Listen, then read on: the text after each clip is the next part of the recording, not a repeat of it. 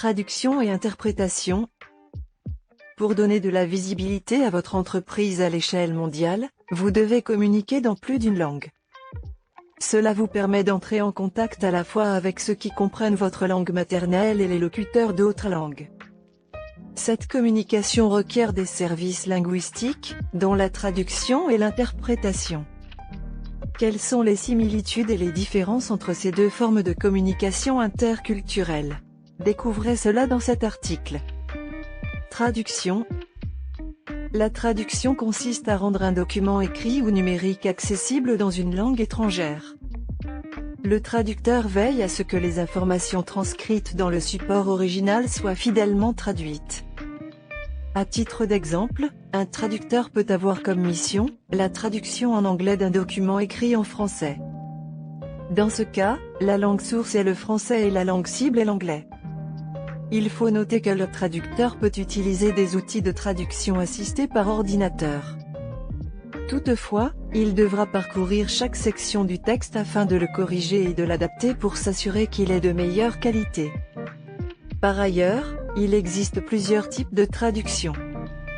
Il s'agit notamment de la traduction littéraire, la traduction administrative, la traduction financière, la traduction technique et de la traduction juridique.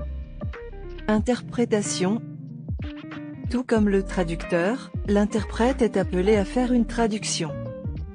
Cependant, ce dernier traduit oralement d'une langue vers une autre.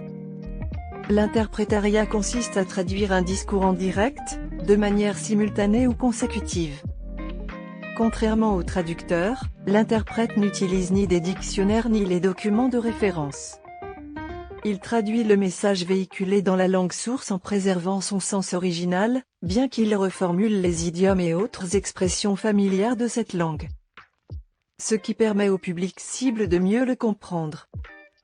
Les interprètes sont sollicités lors des conférences internationales, les procédures judiciaires.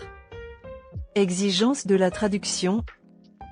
La qualité professionnelle la plus importante d'un traducteur est la précision. De plus, il doit comprendre le texte source et connaître la culture des locuteurs de la langue source. Ce qui lui permet d'utiliser une bonne bibliothèque de dictionnaires et de documents de référence pour traduire clairement et précisément le texte source dans la langue cible. Outre ses compétences linguistiques et culturelles, une caractéristique importante d'un traducteur qualifié est la capacité d'écrire sans faute dans la langue cible. Celui-ci doit faire preuve de discipline et de rigueur. En effet, pour la traduction de documents techniques, la seule connaissance de la langue ne suffit pas. Il faut que le traducteur comprenne parfaitement le contenu des documents à caractère particulier. En d'autres termes, pour faire une bonne traduction de ces documents, il doit comprendre leur sens au même titre que le public qui lira sa traduction. Plus la terminologie est complexe, plus les connaissances techniques pertinentes sont requises de la part du traducteur. Lorsque ce dernier ne possède pas ces connaissances, même des erreurs de traduction mineures pourraient avoir des conséquences graves. Par exemple, lorsque des instructions de montage ou d'utilisation ne sont pas correctement traduites, cela peut entraîner des accidents du travail. Une demande de brevet qui n'est pas bien traduite peut être rejetée. Par ailleurs, à cause d'une erreur de traduction, un patient peut recevoir des soins et traitements inappropriés. Exigence de l'interprétation. Pour ce qui est d'un interprète, il doit avoir une audition assez développée et poussée. Il doit aussi être capable de se souvenir avec précision des mots prononcés par un locuteur natif de la langue source.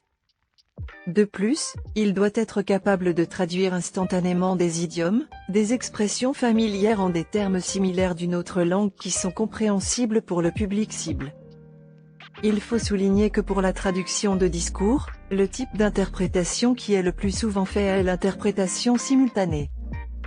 Par ailleurs, l'interprétation chuchotée fait partie des modes d'interprétation simultanée.